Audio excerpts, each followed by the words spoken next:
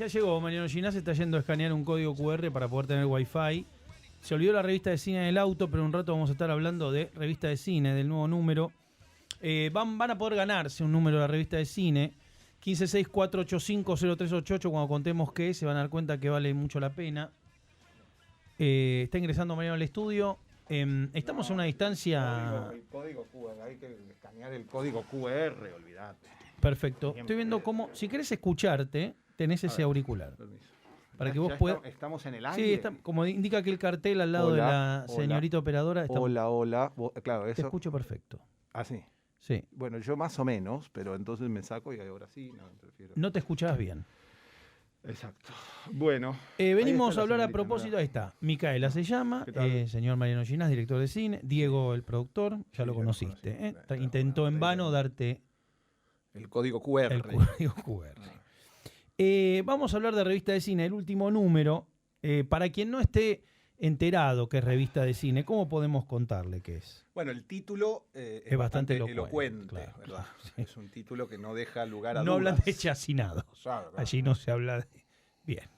Eso, claro, pero ¿cómo nace revista de cine? ¿Cuál es la idea, no? Revista de cine nace de una iniciativa de nuestro... Bueno, tal vez ustedes, algunos oyentes, hayan visto una película muy famosa del cine argentino que se llama Invasión. En Invasión, que hay un grupo de personas más o menos de mediana edad, hombres comunes, digamos, sin grandes méritos, que giran en torno de un hombre muy viejo que se llama Don Porfirio, que los organiza para una hipotética resistencia. Bueno, un poco revista de cine imita, sin quererlo, ese mecanismo, porque es un grupo de viejos, y no diría de viejas, pero de futuras viejas, que gira en torno de una persona mucho más vieja que ellos, que es Rafael Filippelli. Claro. Digamos, la iniciativa de revista de cine gira en torno de una idea de Rafael Filippelli, quien fue maestro nuestro en la Universidad del Cine, maestro prácticamente de todos los que formamos parte y de todas, porque también hay unas chicas. En la revista fue él quien de alguna manera nos congregó, nos llamó a hacer la revista y bueno, ahí estamos haciendo la revista, que es tal vez la única revista de cine del mundo, diría yo, y de la historia también, que está hecha prácticamente en su totalidad por cineastas. Claro. Es decir, no es una revista de crítica, no es una revista de industria, sino que es una revista en la cual los cineastas intentamos pensar en el cine y escribir sobre cine. El origen de esta idea surgió porque, digamos, después de muchos años de fértil colaboración con la crítica, fértil en el sentido de que la crítica se ocupaba de pensar las películas que hacíamos los cineastas, en un momento eso dejó de pasar y la crítica se convirtió en algo que se pareció un poco más al periodismo, a decir, bueno, a repetir gacetillas de prensa y a decir si una película les había gustado o no. Bueno, alguien podrá decir, eso es la crítica. La crítica es que un crítico diga si una película le gustó o no. Uno podría decir, eso es parte de la autobiografía del crítico, no es la crítica, digamos, quiero decir, todo el mundo en ese sentido es crítico. Bueno, pues es famosa la idea de que todo el mundo tiene dos profesiones, la propia y la de crítico de cine. Bueno, eso se dice. Ok, el problema es cuando los críticos de cine también profesionales. Claro, digamos, te comportan de la misma manera que sus colegas no profesionales, digamos, es decir, todo el resto de la gente.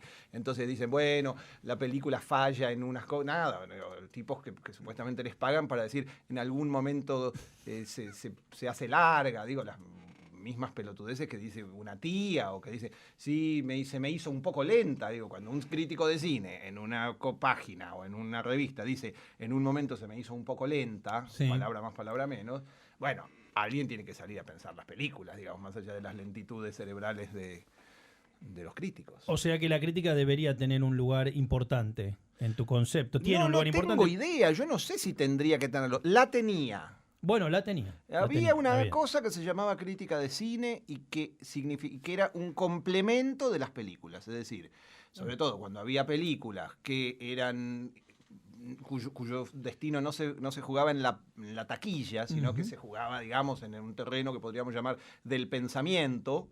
Bueno, había algunos que se suponía que ejercían ese pensamiento, que eran los críticos, que de alguna manera eran como una especie de colchón o de puente, mejor más que colchón, entre los que hacían la película y el público. Bueno, cuando ese puente se rompe, digamos, hay que nadar. ¿Cómo se define digamos, cada número de revista de cine? Por un número y por un color.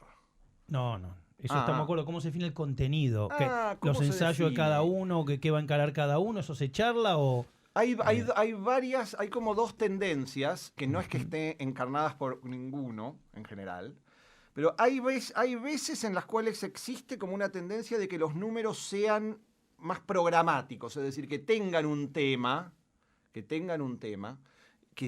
haya notas que se organicen en torno de lo que tradicionalmente se llama dossier. Sí, eso, dossier. Y hay otras veces que se dice que eso no tiene que ser. Básicamente Filippelli, que cambia de idea de un número a otro, incluso de un día para el otro, o en medio de la frase también cambia de idea, sobre todo de una noche a la otra, que manda unos emails escandalosos, sí, anulando todo lo que dijo, bueno, tempestuosamente. Es una redacción tempestuosa la de Revista de Cine, con un eje... en general de tempestad muy nítido. Hay 3 o 4 nombres, entre los cuales me incluyo, que solemos protagonizar las tempestades. Mesiánico. Entonces, algo mesiánico. No, tempestad y Mesías no tienen nada que ver. Bueno, vos viste los 10 mandamientos, vos estás pensando en los 10 mandamientos. No, como se discute mucho, porque es gente que ya es vieja, que es vieja, que ya no tiene, es gente que discute de manera intensa, ¿entendés? Como a niveles de la violencia física. Bueno, ahora con la pandemia no tanto. Sí, se hace difícil. Pero la violencia sí. Bueno, sí, cuando no es física es verbal, pero muy, muy, muy aguzada. Y entonces ahí aparece la idea de si va a haber dossier o si no, si en cambio cada uno escribe lo que quiere. Este es un número libre. Este es un número en el cual hay tendencias. ¿Cuál? La tendencia central, diría yo, si tuviera que definirlo, es una especie de pseudo-dossier que se llama Hollywood Hoy. Está bien, sí. Hollywood Hoy. Hollywood Hoy es, nosotros nos dimos cuenta de que, la revista en general es acusada de ser como una especie de viejo salón de caballeros, ahora de damas también, sí, como el Reform Club de Londres, donde unos grandes señores aristócratas, las críticas inexplicablemente nos califican de aristócratas cuando... Las críticas a la revista. Sí, los enemigos de la revista, que tiene muchos. ¿Por qué? ¿Qué sé yo? No sé, si lo supiera trataría de... Una revista de cine que habla de temas generales. Enemigos. Llegó un mensaje. Llegó, sí. Te estoy escuchando. No, bueno, eso es una característica que tiene la cinefilia argentina. Que los españoles, por ejemplo, vienen acá y se sorprenden, ni hablar, pero yo sobre todo porque hablo... Dice, las guerras púnicas que suceden en el cine argentino, en los Bafisis, por ejemplo. Sí. Unas cosas de un nivel de intensidad, de violencia, de encarnizamiento, personas que se baten en duelos, de una película se escriben ríos y ríos de tinta, una especie de cosa con un nivel de intensidad. Viste que ahora la intensidad se dice como algo malo, ¿viste? Que sí, dice, por supuesto. ¡Qué intenso! Estaba un poco intenso. Sí, bueno, eso, nosotros somos intensos precisamente en ese sentido, en el cual se utiliza ahora negativamente. Sí. O sea, sí, cualquiera puede decir de nosotros, la revista me pareció un poco intensa. Es verdad. Pero entonces la cosa es que tiene enemigos no menos intensos. Y entonces los enemigos, ¿que le critican qué? En principio eso, nos critican como unos señores que estábamos ahí tomando nuestro coñac en unas butacas Chesterfield, cosa que ojalá sucediera, digamos. Tal vez de tanto que nos ataquen de eso, nos convirtamos en eso, sería soberbio, nada me gustaría más, pero lamentablemente no es así. Bueno, ojalá. Bueno, esos señores y damas tomando sus coñacs en butacas Chesterfield, en general se nos relaciona con un tipo de cine. Ese tipo de cine es lo que tradicionalmente se llama cine moderno, es decir, la revista Cahiers du Cinéma. surgida a mediados de la década, o a principios de la década del 50, en la República Francesa, con el liderazgo de André Bazin, que dio lugar a otro montón de inicialmente críticos, después cineastas, como François Truffaut, Jean-Luc Godard, Jacques Doniol-Valcroz, para mencionar lo que nunca se lo menciona, Eric Romer, Jacques Rivette, claro, muy bien, sí. Claude Chabrol y Agnès Varda, que no la mencionamos solamente por cupo, porque no formaba parte de la redacción de Radio Cinema. Bueno, y entonces ese tipo de pensamiento cinematográfico, el godardismo, que nosotros también añadimos otra tendencia, que es el antonionismo, que en general no se llevaban tan bien, bueno, nosotros los consideramos, y después una especie de revaloración de la historia del cine anterior. A mí me gusta mucho el cine clásico, por ejemplo, el cine de Hollywood, clásico, el cine...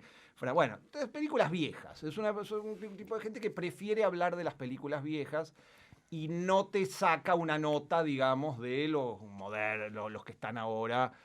Bueno, igual, eso siempre es una acusación y algo que la revista trata de suplir, digamos. Todo el tiempo el tema es, bueno, pero otra vez vamos a hablar de Antonioni, otra vez vamos a hablar de no sé quién. Prividera, por ejemplo, dice, otra vez hablan de que, no sé qué, el dossier de Claude Chabrol, el dossier, bueno.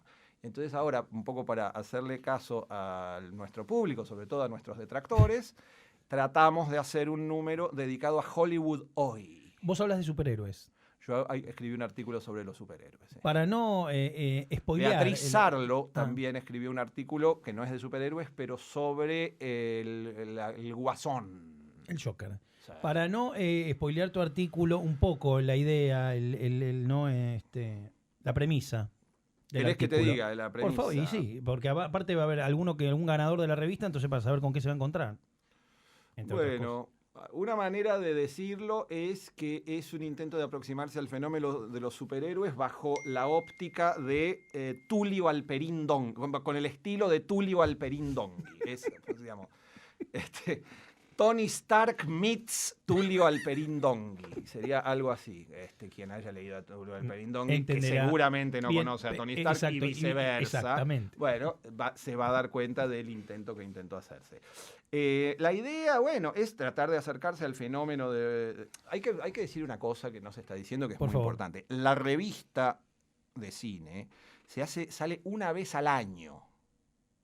¿No salió 2 en algún momento? Bueno, pero era porque en uno no había salido. Perfecto, no, es una vez al año. Perfecto. Incluso en esa que vos decís se mintió y se puso año 2 y año 3, aunque fuera el mismo año. Una vez por año sale. Con lo cual, esta revista se terminó cuando no existía la pandemia, cuando todo el mundo estaba muy preocupado sobre si Marvel sí, Marvel no, Netflix sí, Netflix no. Después llegó la pandemia y todo. Bueno, entonces es una revista de... Alguien insistentemente te está... Sí, acá sí. Pero contestale. Este último sí es lo de... te estoy escuchando. Es que me está comentando. ¿Querés que saque? No, queda como lindo. Le da sí, como sí, por supuesto. De que interactivo. Bueno. Entonces, es prepandemia la revista. Entonces sirve casi como una especie de cosa de museo, ¿no? Como decir, bueno, ¿cómo era hacer una revista de cine antes de la pandemia? Bueno, entonces eso. No sé por qué te estaba diciendo. No, porque me estabas contando de qué se charlaba en el artículo. Se charlaba, bueno, es un artículo escrito, exactamente, es un artículo escrito a partir de que Scorsese dijo las películas de superhéroes no son cine. ¿Qué opinás? Bueno, pienso que sí son cine. En principio estoy en desacuerdo con Scorsese. Perfecto. ¿Por qué sí son cine? Bueno, pero es difícil. Por todos los motivos por los cuales en general se los considera cine, en principio, digamos. ¿Cómo decir por qué sí son cine? Como preguntarte a vos, ¿por qué sos Sebastián De Caro? Lo dice mi documento. Yo quiero... Bueno, lo más parecido a los documentos de las películas de Marvel dicen lo mismo. Yo quiero hacer de abogado de Scorsese y tratar de interpretar lo que se me ocurre quiso decir Scorsese, a ver qué le responde. Tendría que estar aquí, que es la amiga personal de Scorsese. Sí. Pero bueno, se me ocurre. Como Mateico, que Scorsese a lo mejor a lo que apuntaba era cierta ausencia de algo que a él le gusta ver, supongo, como lenguaje del cine, o que le gusta advertir en un cineasta, y me parece que lo que nota en las películas de Marvel es cierta desidia en ese sentido. A lo mejor... No sé cuánto tiempo tenemos para charlar sobre esto. Tenemos un montón de tiempo, así que adelante. O sea, podemos debatir el tema. Me encantaría. Lo que pienso yo es que sí, en Scorsese supongo que se refiere a que las películas de Marvel no tienen lo que tradicionalmente se llamaba autor, ¿no es cierto? Sí, Es decir, sí. una mirada que organiza las decisiones estéticas y Sí. narrativas de un film. Ujú. Eso, en ese sentido, si eso es lo que Scorsese considera cine, habría que decir que es verdad, digamos, que no tienen eso. No hay, las películas de Marvel están hechas por un ejército de artesanos, es decir, artesanos diferentes que responden a uno o dos patrones, ¿no es cierto? A una Ujú. especie de gran tycoon, a la manera este señor Kevin Feige, ¿cómo se Y llama? Victoria Alonso, Y claro, Victoria exactamente. Alonso, son como lo que en su momento Ujú. era Daryl Zanuck Ujú. en la 20th Century Fox, es decir, personas que toman decisiones, que piensan muy en grande, que no piensan en una película, sino que piensan en una especie casi de visión del mundo. Eso era el viejo tycoon de la época dorada de Hollywood. Es decir, no tenían una intención de película, de ir viendo de una cosita, no sé qué, sino que eran personas que imaginaban una especie de, casi podríamos decir, de paisaje enorme compuesto por las diferentes películas. Bueno, esa idea ha vuelto con Marvel. Ujú. Me sorprende que Scorsese no vea eso. Estando tan enterado, Digamos. estando tan enterado de Counselor. esto que estás señalando vos. Claro, Scorsese, algo que conoce la historia del Sí. cine es eso. Entonces, la Ujú. idea de que haya un cine que está hecho no por una serie de pequeñas voluntades, sino por una especie de gran enjambre de personas coordinadas por personas que no son artesanos, sino que son prácticamente estrategas, bueno, era así que funcionaba el Hollywood de los años 30 y 40. Digo, en algunos casos, en lugar de Kevin Feige estaba Ernst Lubitsch, que es alguien más talentoso que Kevin Feige, pero digo, esa idea de alguien pensando y tomando decisiones y viendo y llevando una especie de gigantesco país, casi podríamos decir, en una dirección, bueno, no es nuevo. Uno puede deplorar que Hollywood haya vuelto a ese esquema de grandes estudios, pero no quitarle la dimensión cinematográfica. Es decir, el cine en algún momento fue así, digo, son formas que va mutando. Eso por un lado. La idea por la cual Scorsese, si uno ve, por ejemplo, la película de Tarantino, que es la gran referencia para pensar Hollywood y fue aquello que me parece dio origen secreto al dossier, más allá de la nota de Sergio Wolf sobre la película en sí, lo que dio origen al dossier es es una serie de reflexiones que la película de Tarantino plantea, o Érase una vez en Hollywood, ¿verdad? Bueno, la película de Tarantino de alguna manera es la respuesta a Scorsese. Es decir, la película de Tarantino podremos decir que añora un tipo de estructura de Hollywood donde todavía funcionan fuertemente los oficios, donde todavía por ejemplo, los diferentes personajes que coordinan los extras, que coordinan Los dobles. Claro. los dobles, Ujú. etcétera, etcétera, tienen un peso enorme. Y en cambio, el director, que aparece representado por Sam Wanamaker en la película, Ujú. es una especie de payaso que dice boludeces, que dice, no sé qué, una Los especie chalecos más. Claro, con chaleco, una especie de soyapa que está ahí, muy simpático y todo, pero que dice acción y corte y una serie. Pero digo que no forma parte verdadera de la construcción de la película. Tarantino, de alguna manera, recupera esa idea, si bien aparece la mención de algunos grandes directores como John Sturges, que él evidentemente como nosotros admira mucho. Ujú. Bueno, hay una idea de ese Hollywood colectivo, ¿verdad? De ese Hollywood pensado en forma colectiva, que se va moviendo no de acuerdo con la voluntad de una serie de, entre comillas, autores, sino de una serie de decisiones que tienen que ver con una mezcla entre capitalismo y artesanía muy interesante. Bueno, eso en el proceso histórico, como vos sabés perfectamente, aunque no lo estés diciendo porque sos el conductor, Qué bien. gran conductor, entre paréntesis,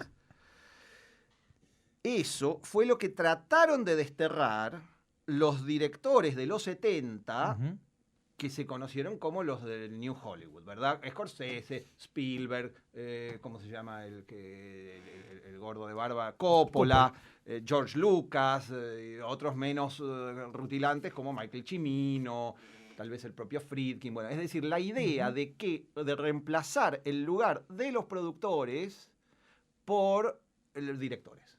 Bueno, es una idea que no estás tan de acuerdo con eso. No. Sí. Es que recuerdo a Coppola con Evans, recuerdo a Spielberg con Zanuck. Digo, ellos trabajaron dentro de ese sistema, tuvieron Sí. algo de ese Bueno, coletazo. No es que eran, bueno, hagan lo que quieran, cuando quieran. como Absolutamente. Pero lo que quiero decir es, vos fíjate, la idea del autor aparece cuando en Francia, por ejemplo, empieza a aparecer películas de muy bajo presupuesto, hechas por jóvenes que Sí. que no necesariamente utilizan los técnicos de la vieja industria.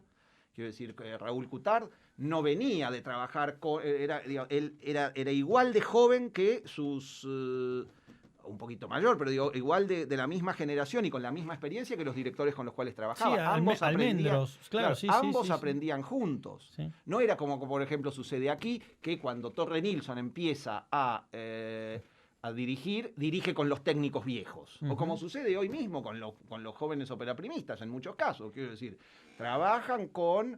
quiero decir, cuando, ¿cómo se llama? Benjamin Neistat hace una película importante, trabaja con personas que tienen, tal vez en algunos casos, más experiencia que él. Sí, claro. En su primera película, más allá de que él había hecho...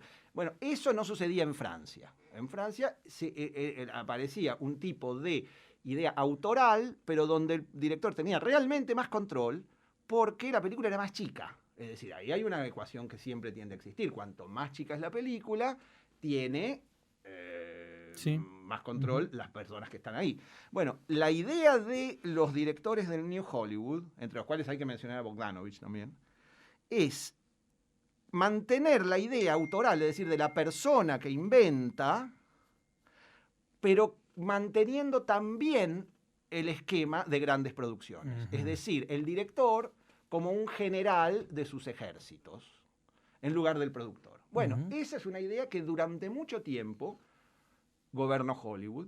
Digamos, podemos pensar en qué sé yo, un Wes Anderson, bueno, como un director que todavía un poco mantiene esa idea, es decir, un tipo que mantiene una serie de...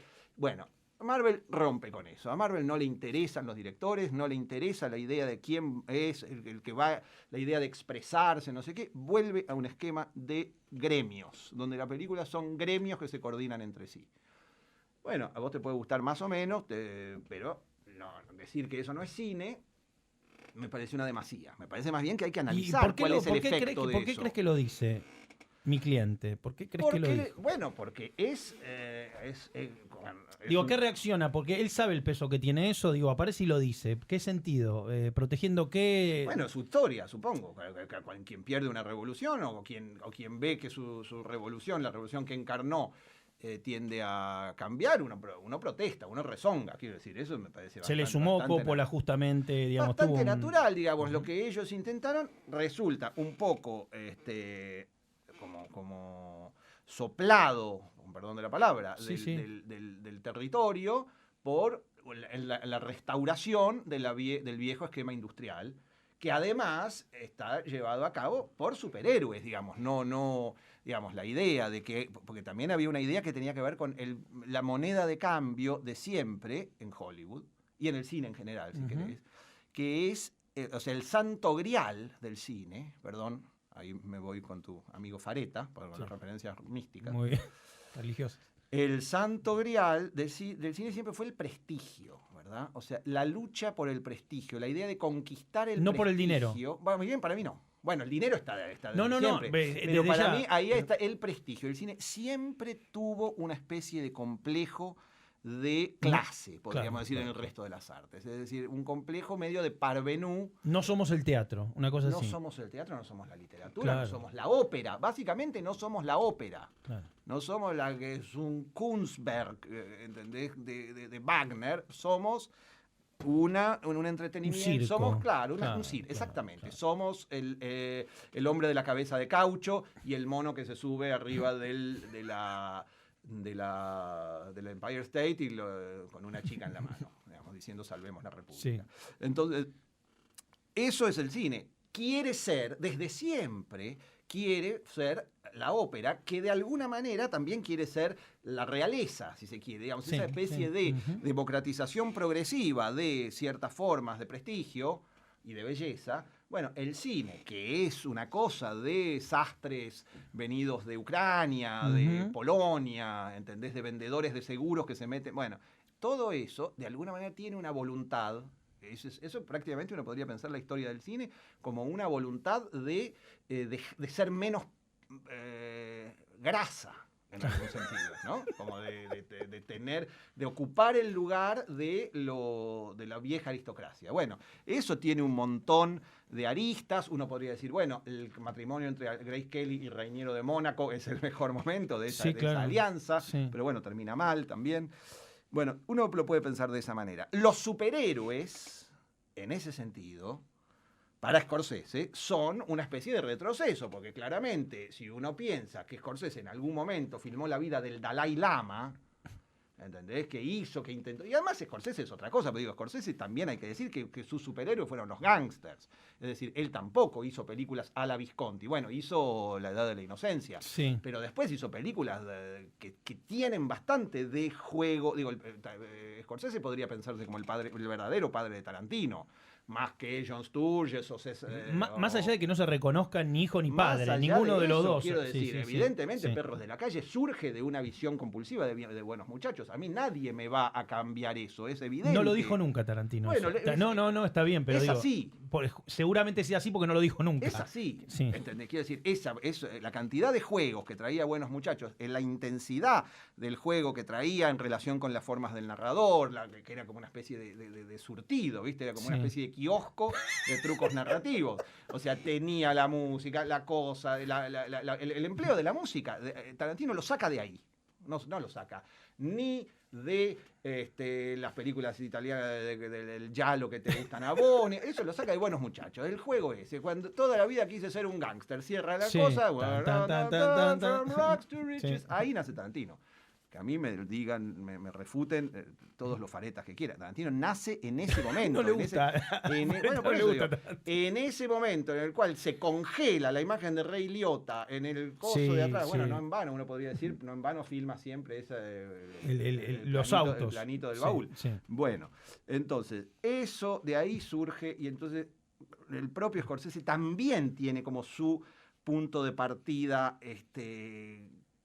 plebeyo, ¿verdad? Bueno, parece ser que un gángster sí, digamos, que Tony, ¿cómo se llama? No Montana, ¿cómo es el de Hawks? El Scarface de Hawks. Bueno, que Scarface sí. Stark no. O Visión no. Como que hay algo que todavía merece para Scorsese cierta aura cinematográfica.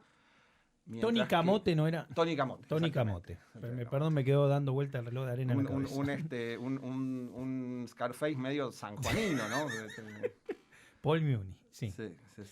Bueno, entonces yo creo que ahí hay una especie de discusión que merece ser dada. Es decir, tal vez haya que tomarse en serio a los superhéroes. Porque, digamos, a la manera en que los superhéroes... Yo creo, digamos, tampoco es una defensa de las películas de superhéroes lo que yo hago, si bien las sigo y me gustan. Bien. La pregunta es si... Mi sensación es que la impugnación de Scorsese es... lo hace, como decía Borges, for the wrong reasons. O sea, que él impugna las películas de superhéroes por los motivos equivocados. Es decir... No es porque no haya una cosa, no sé qué, detrás de esto y lo otro, sino, a mi criterio, a mi modesto entender, porque las películas de superhéroes no generan forma. Es decir, no tienen conciencia del cine, no dicen nada sobre el cine. Son algo que va más allá del cine, pero no generan, a diferencia de todas las grandes tradiciones cinematográficas que se han impuesto, no generan una manera de ver más allá de la repetición o de una manera de ver que a mí no me gusta, que son los mecanismos del videojuego. ¿Te parece que es aplicable a todas? ¿Al Superman de Donner? No, estoy hablando exclusivamente de Marvel. No, está bien, pero te hago extensiva esa idea a lo que cuando han aparecido superhéroes. No, de ningún modo. Bueno. Creo que hay muchas películas de superhéroes que sí tienen ese tipo de... que forman parte de... pero más bien, ahí hay otra cosa.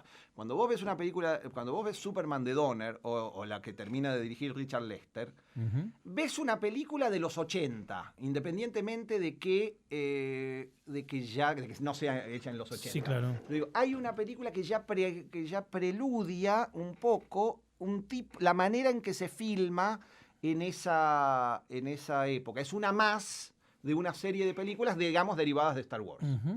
Es una película que tiene una serie de características que uno puede reconocer en un montón de películas que vienen de Star Wars. Digo, la idea de hacer Superman se les ocurre cuando ven Star Wars, muy a grandes rasgos. Es decir, bueno, ahora tenemos que hacer películas, dejemos las películas tipo The French Connection, vamos a hombres que vuelan, porque parece que ahora gusta eso. Digamos, una vez que el público acepta masivamente los sables láser y los... y el tipo y la estrella que explota, que a la gente le gusta muchísimo eso, las naves, bueno, hagamos cosas que vuelen, que vuelva Superman. Es un poco ese el movimiento. Marvel, en cambio, es el movimiento en sí, digo, es algo que genera una manera de pensar el cine en sí. No se integra a una visión del cine anterior como las otras películas de superhéroes. Marvel es una visión del cine. Bueno, esa visión del cine todavía, y ahí si querés está mi propio lugar de conservador o mi pelea, es que todavía hereda un lobby muy fuerte de los mecanismos de postproducción digital, digamos, el CGI, es decir, de efectos digitales. Para mí, ahí hay algo en donde las películas de Marvel hacen agua fuertemente cuando abandona. Hay una anécdota que a mí me interesa mucho, que la menciono en el artículo, que es una anécdota que tiene como protagonista a Lucrecia Martel. Sí. Según dice Lucrecia, la llaman para hacer la versión de Viuda Negra. Exacto. Y entonces le dicen, bueno, creo que después Victoria Alonso dijo que no, que era mentira, pero creámosle a Lucrecia Martel y no a Victoria Alonso. Y aparte es interesante para charlar lo que cuento. Dice, usted no se preocupe, usted tiene que hacer unos lindos personajes femeninos, queremos una mirada femenina, esas boludeces, no sé qué. No se preocupe por la violencia la manejamos nosotros. Las escenas de acción las manejamos nosotros. Sí. Y Lucrecia dice, con muy buen tono, con muy buen tino, con muy buen Thanos, dice, no, yo lo que quiero hacer son las escenas de violencia. Fin de la anécdota. Sí. ¿Qué quiere decir esto? Independientemente de que está muy bien la respuesta de Lucrecia, es importante señalar que le hayan dicho eso, que le hayan dicho, no se preocupe, como si la parte de violencia, que fue tan importante en las películas, por ejemplo, en los westerns, o sea, saber, bueno, es como una especie de zona tercerizada que hacen una serie de tipos frente a sus computadoras, en una especie de limbo. Bueno, ahí hay un pensamiento cinematográfico que a mi criterio se desestima. Es decir, hay una renuncia del cine a seguir pensando desde ideas audiovisuales propias del cine, con los mecanismos del cine, cómo tiene que ser una pelea, cómo tiene que ser una batalla. Bueno, son las cosas con las que el cine ha conquistado el mundo, entre otras. Cómo filmar las batallas, cómo filmar la violencia, cómo filmar el combate físico, cómo filmar... Bueno, eso está en manos, en este momento, de una gran armada de diseñadores digitales que a mi criterio no saben bien, no entienden bien de cine. Es decir, en algún momento Hollywood entregó esa potestad a tipos que venían del mundo del videojuego, y los tipos que ya vienen del mundo del videojuego hicieron videojuegos. Hacen videojuegos, insertan videojuegos en las películas que en otros momentos están dirigidos por buenos directores que saben manejar la comedia. Digo, las películas de Marvel son las mejores comedias que hay ahora, a mi gusto. Digo, sí. Rocket es tal vez el mejor personaje de comedia, o el dúo entre Rocket y Thor es el mejor dúo de comedia, es el nuevo Laurel y Hardy. Bueno, la volví a ver el otro día, es muy graciosa. Pero entonces, cuando se termina esa especie de dúo de comedia, llega el momento en el cual insert coin y uno empieza a ver una serie de gases galácticos que parece cuando se prende la Mac, viste, que aparece como una especie de aurora boreal rosada, una cosa espantosa, algo que no, digamos, de que está hecha por gente que no entiende el cine. Los diseñadores 3D no entienden el cine, tienen ideas, hacen esa especie de cosas, bueno, digamos... Evidentemente hay gente que sí, los vestuaristas son extraordinarios, quiero decir, la manera en que trasladan la imaginería de Del papel. Sí, la imaginería de Jack Kirby, digamos, que era un genio de la síntesis, ¿verdad? Que, digamos, la idea, cómo Thor sigue teniendo esas inexplicables tachas, ¿viste? Que tiene esas tachas redondas. En el pecho, todo sigue teniendo las tachas redondas Thor. Logran que eso suceda y que no sea un disfrazado. Uno lo ve y está el mismo ahí con barba, todo, con las tachas ahí. Bueno, ahí los vestuaristas son completamente geniales.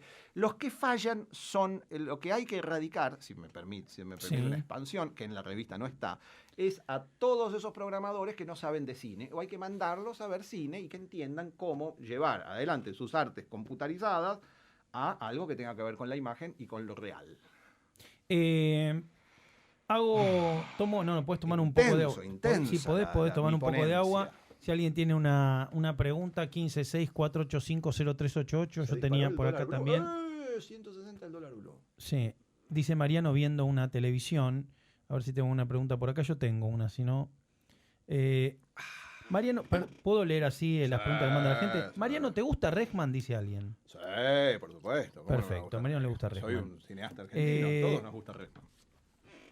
Salvo a Prividera.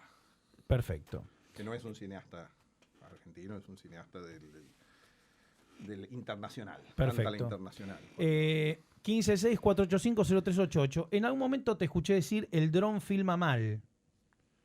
Efectivamente. Adelante. ¿Pero quién? ¿El oyente? No, eso? yo te escuché decir eso. Y no sabe filmar. No conoce los mecanismos del cine. El dron no conoce. ¿Qué quiero decir? Yo coincido, pero porque hay un título de un libro Apunte sobre el dron. De Janet. No. Hay un título muy lindo. Sí. El libro no es tan bueno como su título. A ver. De Jan Epstein, que es La inteligencia de una máquina. Es un título extraordinario. Muy ¿no? lindo. Digamos, bueno. Y entonces uno podría aplicar eso a ¿por qué la Alexa filma bien? Bueno, yo no sé. Pero filma bien. Digo, es una máquina que comprende los mecanismos del cine. Bueno, viene de Arri. Arri sabe hacer cámara de cine, eso no hay duda. Bueno, alguna cosa harán que yo no entiendo bien cómo funciona, por supuesto que después están las decisiones, pero hay algo que está llamado a hacer cine. Sony filma mal. Las películas hechas con Sony, porque los buenos de Sony no saben hacer cine, no saben pensar el cine. Bueno, entonces, eso es una discusión muy larga. En un momento se puso de moda una cosa que se llamaba la red. Bueno, sirve para hacer programas de televisión, como este. Comercial. Comerciales, el programa de, no sé, de Pañi en La Nación. No creo que esté filmado con red, pero digo, una cosa, que cuando vos lo filmás a Ricardo Darín, parece que fuese el Gollum, ¿entendés? Sí. O el caballero que recibe a Indiana Jones en el Santo Grial, vuelve el Santo Grial, ¿viste? Eso es todo ahí una especie de cosa que se le ve el maquillaje como si estuviera para Halloween. Bueno, no entiende de cine. Sí, claro. El cine se trata de que no solo que no se vea el maquillaje, sino que si el propio Darín tiene arrugas, también que no se vean, a menos que vos quieras que se vean. Bueno, una máquina que no comprende eso, que no comprende lo que es el cine, independientemente de eso, que pone de manifiesto, bueno, es una máquina que no sabe pensar en el cine. Sí. La inteligencia de una máquina servirá para filmar al presidente, no para filmar a Darín o a Cary Grant. Entonces ahí hay toda una especie de tradición de cómo pensar el cine a partir de la tecnología. El dron todavía no sabe hacer lo básico que tiene que hacer un cineasta o una máquina de cine, que es planos. El dron no filma planos. No son planos lo que filma el dron. El dron filma cosas. Algo que está ahí. Documenta, filma esos planos desde arriba, se sube, hace una serie de cuestiones virtuosas, pero no son planos. Eso no es un plano. Un plano se define por una serie de decisiones. El cuadro, la profundidad, la manera en que los elementos se disponen adelante. Bueno, nada de eso hace el dron. El dron simplemente es una especie de abejorro volador con una cámara. Lo mismo que la GoPro, tampoco sabe filmar. Es una especie de El plano inicial del Resplandor no podría estar hecho por un dron, decís eso. Podría estar hecho, sí, quiero decir, me parece que no. No, claro. Parece que no, porque no tiene, no está trabajado para generar un tipo de imagen de plano. Simplemente es una especie de, como esos helicópteros que uno tiraba, o que siguen vendiéndolos a veces, que uno tiraba para arriba y que se iban y después volvían, bueno, un poco mejor y con una cámara. Pero no es un mecanismo, digo, puede ser que haya un desarrollo de las maquinarias voladoras hasta lograr un mecanismo que se integre al cine. Hoy los que filman o los que piden drones, porque en general lo hacen los de publicidad y todo eso, no es por el tipo de imagen que puede dar el dron, sino porque vuela, porque quieren una cosa que vuele. Sería lindísimo. Digo, un buen uso del dron podría ser interesante, quiero decir, uno podría descubrir imágenes que de alguna manera no han existido antes, ¿no? Formas narrativas que sean desde el dron. Pero en general me da la impresión de que se lo usa... Tiende a una estandarización. A una especie de, claro, quiero decir, sería interesante ver cómo se puede utilizar el dron para algo atractivo. En general lo que se usa son unos planos como escandalosos, como se dice... no me sale la palabra, como alguien que se como ¿grandilocuente? No, como alguien que se da corte a sí mismo, como vanidoso. Me sale con F, me sale como fascineroso. Pero no, ¿cómo es la palabra? Bueno, que un oyente diga la palabra que con F fanfarrón. Mira, muy simple. Es un plano son planos fanfarrones los que genera el dron. Genera ese tipo de cosas que se va todo para arriba y entonces la gente siente, esto salió muy caro. Claro. Vos ves la película de Nisman, bueno, eso lo decía Raúl Beseiro en un artículo sobre la serie esa de Nisman, que tenía un montón de cosas que eran interesantes, porque eran unos buenos testimonios filmados correctamente, etcétera. Pero para darle una especie de halo de importancia o de no sé qué cinematográfico, para dar los directores o quienes habían hecho la película habían elegido mezclar esos testimonios, que eran lo único que importaba, con un sinfín de imágenes voladoras de las torres de Puerto Madero, unas cosas que iban por ahí volando como si fuese... ¿Qué tienen que ver esos voladores de Puerto Madero? Y después filmaban también como unos marcadores Stabilo, como, o sea, la librería y el helicóptero misteriosamente estaban integrados a ese relato. Bueno, uno puede decir, evidentemente se puede hacer que esos aparatos hagan cine. Bueno, no hacen cine de por sí. En cambio, Alexa, la Alexa más bien tiende a hacer cine de por sí. Quiero decir, un queso agarra una Alexa y lo que le sale va a estar más o menos bien. Bueno, eso es interesante a la hora de pensar el cine en relación con los adelantos técnicos. Se supone, por ejemplo, vos pensás, Sebastián, se supone, los tiende a suponer la industria, que cuanto más cara la cámara, mejor. Que cuanto más definición, mejor. Bueno, la industria piensa así. Entonces vos hablás a veces con gente y decís, no, bueno, quiero esperar porque quiero tener una cámara mejor. Pero dice, pero si con la cámara que vos tenés es mejor. No, pero la cámara que vos tenés es bárbara. La Canon que vos tenés es bárbara. No, pero quiero probar. Y no saben, simplemente tienen como la superstición de eso. Bueno, algo con el dron funciona de esa manera. El dron es como una especie de prestigio que da la sensación. Y bueno, y después es simplemente como una especie de pájaro incontrolable que genera imágenes que no pegan con nada. Básicamente eso, no pegan con nada. Un plano tiene la característica de tener que pegar con otro. El dron no pega con nada, es una especie de... Bueno, ya se sabe, ya lo dije muchas veces. Acá preguntan, gran charla, encuentran algunas novelas... esto está escrito así, algunas novelas o nuevos lugares de desarrollo en las series para no solo en las películas, la típica de si las series son el cine de hoy. Yo me manifiesto absolutamente en contra, pero bueno. Yo vi una serie que me pareció muy buena que se llama The Mandalorian. Esa serie me pareció buena. Sí, claro. Esa sí. ¿Te gustó esa serie? Esa sí, a vos no. ¿O sí? A mí me gustó. Sí. No, pero no me gusta la idea de... esperando el nuevo Mandalorian. Más bien, las series son la televisión de hoy, ¿no? Esa es rara la pregunta de si las series son el cine de hoy. No, es como si decir, las zapatillas son... las botas.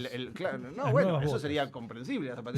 Las zapatillas son el sombrero de hoy. No, son el zapato de hoy, si se quiere. No sé, pero digo, las series son la televisión.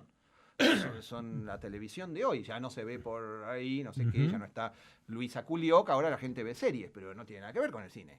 El cine es otra cosa, el cine se ve en pantalla grande, no sé, el cine es más diferente. preguntas de la gente, creo que tengo por El acá. cine Puesto. las series son la televisión. Perfecto. La pregunta es si hay que ver cine o televisión. Eso es otra pregunta, pero las series son la televisión. Podés tomar un poco de agua Sí, si querés, porque sí. no quiero que te deshidrates. La charla más esperada, por fin, de Carlos Ginás. Vamos las bandas. Qué programa maravilloso. Pensé que eran preguntas, son halagos. Me gustaría tener la revista. Hermoso programa. Bueno, entonces, saludos a Ginás. Pero es que íbamos a sortear alguna. A ese que dice... He visto balnearios y estoy por enmarcarme en la flor en cualquier momento, dice el oyente. Bueno.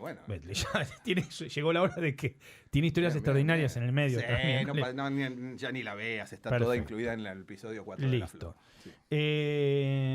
No entendí cómo concursar para la revista. El que llame primero se la lleva. 15, 6, 4, 8, 5, 0, 3, 8. Tiene que responder una pregunta. Hagamos que tiene que responder una pregunta, ¿no es cierto? 5032-6702, 5237-0798. ¿Le hacemos que responda una Sí, pregunta? que responda una pregunta. 5237-0798. 5237-0798. Sí. Seba, esto me hablan de las inyecciones de Oxa B12 que tendríamos que darnos por dolor de cintura. ¿Vos no? No practico la medicina invasiva. Buen día, qué maravilla escuchar a Ginás. Su presencia como jurado del Fondo Nacional de las Artes me dio impulso para escribir una novela y entregarla. ¿Cómo que se no diga puede... el nombre porque queda automáticamente expulsado, descalificado, claro. viejo. Me estás cargando. Fíjate, quiere ya... No lea porque lo descarga. Quiero decirle a Ginás que tengo una importante suma de dinero si esa novela... vergüenza. Lo del Fondo Nacional de las Artes, escándalo. Pero bueno, no hablemos de eso. Perfecto.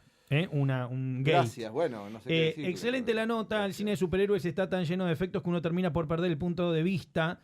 Puede ser un poco así, ¿no sería hora de volver a la vieja escuela? Bueno, creo que se expresó Mariano en relación a todo esto. 1564850388. Te iba a preguntar también cómo el cine post pandemia, ¿no? Que es hacer futurismo, futurología, pero ¿qué va a pasar? ¿Se terminó todo? Esto lo tengo que contestar ahora. Sí. No, yo pienso que no. Va a haber una reformulación, si es que no la venía viendo, bastante grande, ¿o no? Sí, es muy probable que cambien muchas cosas, que se ordenen algunas cosas. El cine, mi sensación es que estaba ya en una crisis. Desde ya. Es decir, que la pandemia lo único que hace es poner de manifiesto esa crisis. Y entonces, si uno es un poco optimista, lo que puede pensar es que, bueno, que la pandemia lo único que puede hacer es hacer más rápida esa crisis y hacer que el cine sea algo diferente, que es lo que debería haber venido siendo en los primeros 20 años del siglo. Es decir, el cine todavía arrastraba, me parece a mí, una idea grandilocuente, una idea de gran objeto, ¿verdad? Un objeto que, quiero decir, que está representado sobre todo en los festivales de cine, ¿no? La idea de una película. Quiero decir, vos hablás con alguien de teatro y hablas con alguien y entonces dice, bueno, no, lo que pasa es que una película, claro, es más grande.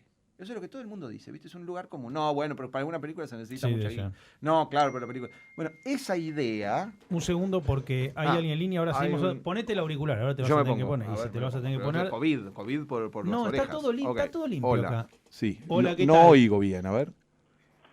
Hola, ¿quién está del...? Sí, ¿quién es tu nombre, por favor? Hola, ¿qué tal, Sebastián? Juan Manuel. Juan Manuel, ¿qué tal? Está Mariano acá, lo puedes saludar. Hola. Mariano, mucho gusto. Lo admiro muchísimo. Muchas gracias. Bueno, usted Perdón, yo pregunto, ¿por qué lo admirás a Mariano? Explayate un poco. No, pero porque No, Mariano no. Por favor, a ver, no tengo ningún adelante. Contale se pone incómodo él, me pongo incómodo yo y se pone incómoda la audiencia. Yo no, y quiero escucharlo. Quiero escuchar lo que le gustó. Un pequeño Nerón. A ver, adelante. Me parece que sus películas son algo que no tienen comparación dentro del cine nacional. No tienen perdón de Dios. Sí, por eso no me considero un cinéfilo experto, pero realmente la forma de filmar de él y la forma en la que desarrolla sus películas no le ve a ningún otro lado. Respuesta correcta, ganó la revista. Por esa respuesta, que era pero había que contestar una pregunta y ya la contestó, está muy bien. Este señor ganó la revista de cine por su respuesta correcta.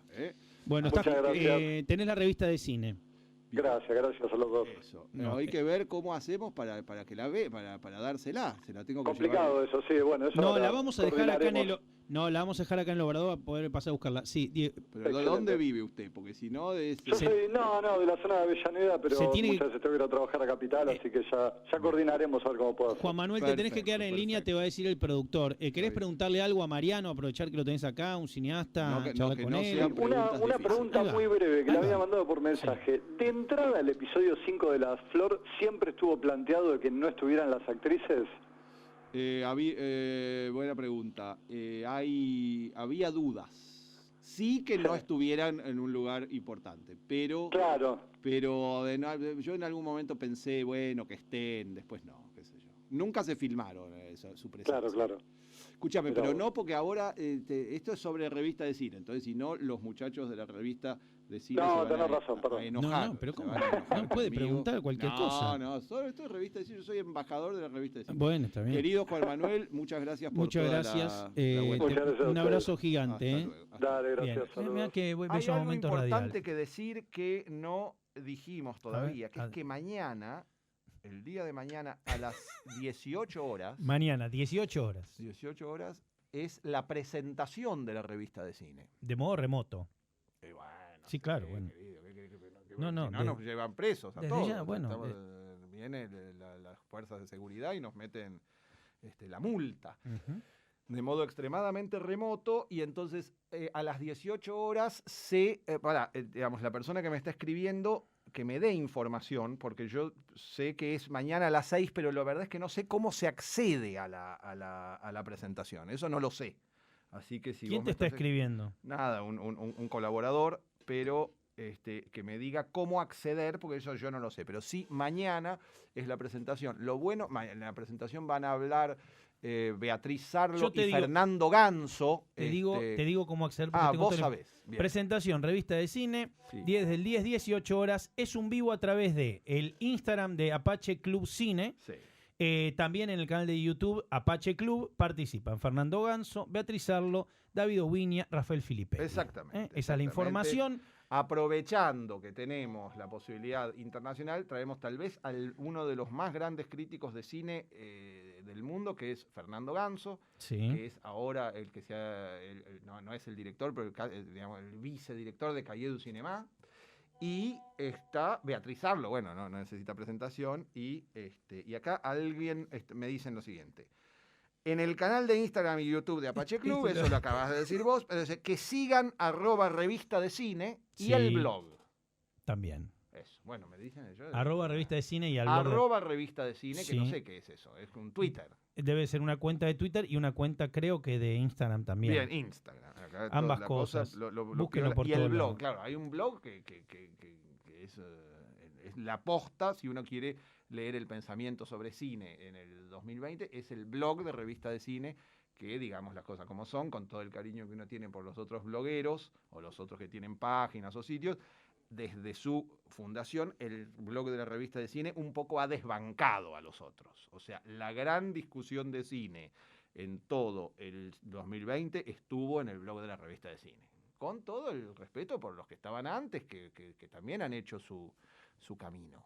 Tenemos una pequeña tanda. Los que quieran mandar preguntas, pues ya está un poco retrasado, pueden hacerlo. A la vuelta continuamos hablando con esto que estábamos viendo, que era el cine en el siglo XXI. Preguntas 156-485-0388. Continuamos aquí en Un Mundo Feliz.